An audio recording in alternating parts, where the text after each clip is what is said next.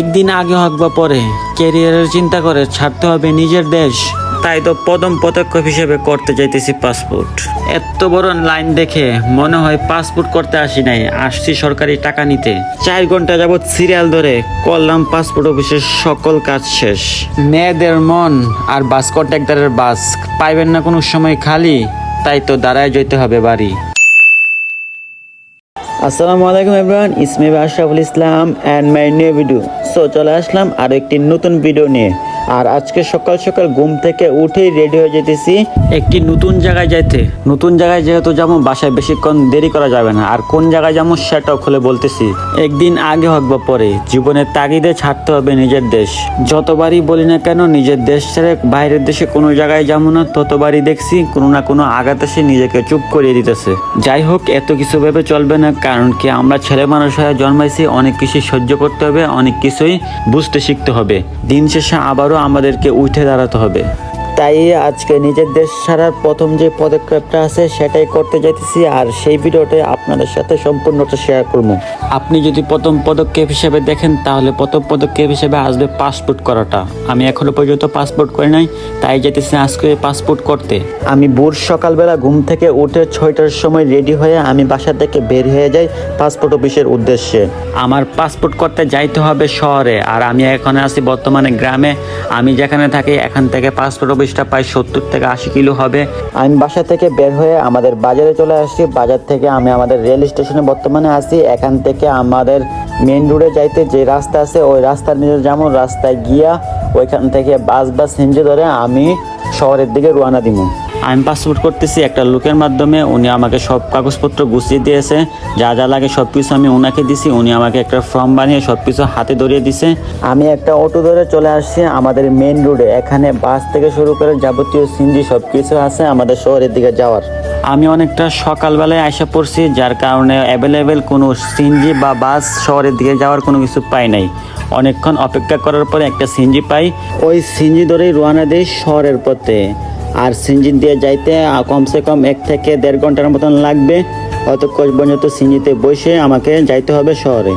1 থেকে 1.5 ঘন্টা একটা জায়গার মধ্যে বসে থাকলে এমনি কোমর থেকে হাত পা সব কিছু ব্যথা করবে, আমি জানি। তারপরেও কষ্ট করে হলে আমার যাইতে হবে। যাই হোক, দীর্ঘ 1 থেকে 1.5 ঘন্টার জার্নিংয়ের পরে আইসা নামা যাই শহরে। আর শহরে নামলেও তো চলবে না, এখন যাইতে হবে আমার পাসপোর্ট অফিসে। যার কারণে একটা অটো নিয়ে রওনা দিয়ে দেই পাসপোর্ট অফিসের উদ্দেশ্যে। ইতিমধ্যে আমি চলে আসি পাসপোর্ট অফিসের সামনে। আমি রওনা দিই বাসা থেকে 6টার সময়, আর এখন বাজে 8টা।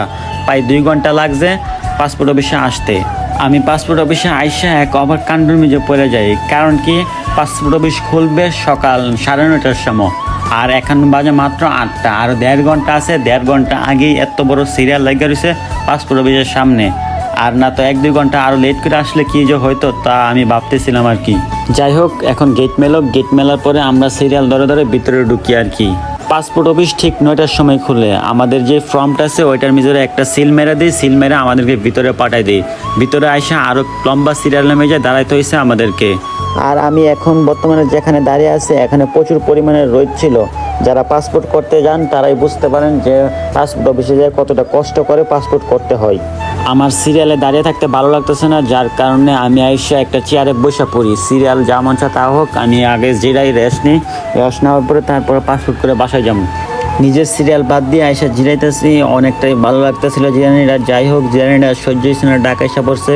আবারও সিরিয়ালে দাঁড়াইতে হবে, আবারও সিরিয়ালে দাঁড়াই যাই। আমি কি বলবো, আর পাসপোর্ট অফিসে শুধু সিরিয়াল আর সিরিয়াল, সিরিয়ালের মাথা সিরিয়াল। এত মানুষ কোথায় থেকে আসে প্রতিদিনই, নাকি এরকমভাবে সিরিয়াল লাগে বুঝি না।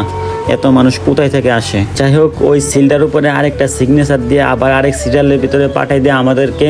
আলহামদুলিল্লাহ, ওই সিরিয়াল শেষ হওয়ার পরে ভিতরে একটা রুমে ঢুকাইছে। ঢুকায় ওইখানে ফিঙ্গার থেকে শুরু করে পাসপোর্টের যাবতীয় যা কাজ আছে সব কিছু ওইখানে নিছে আর কি।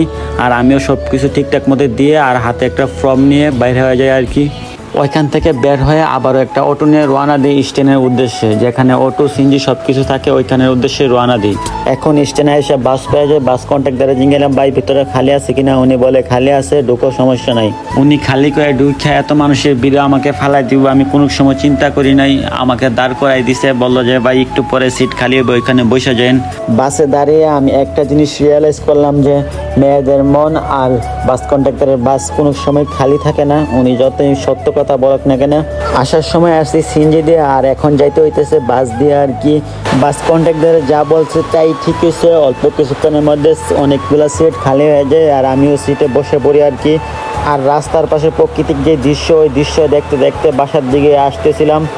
অনেকটাই ক্লান্ত আমি, কারণ কি অনেক লম্বা সিরিয়াল ধরে আসতে হয়েছে আর ঘুমও আসতেছিল আমার, ঘুমাইয়ে আসতেছিলাম বাসার দিকে। যাই হোক, অনেকক্ষণ বাসের ভিতরে থাকার পরে আয়সা পড়ে আমাদের বাড়ির সামনে। ওনারা আমাদেরকে নামাই দিয়ে আমিও একটা অটো নিয়ে রওনা দিই বাড়ির উদ্দেশ্যে আর কি। সো ইতিমধ্যে চলে যাবো বাড়িতে, আর ভিডিওটা বড় করতেছি না, ভিডিওটা এখানে শেষ করতেছি। আল্লাহ হাফেজ, দেখা হবে কোনো পরবর্তী ভিডিওতে।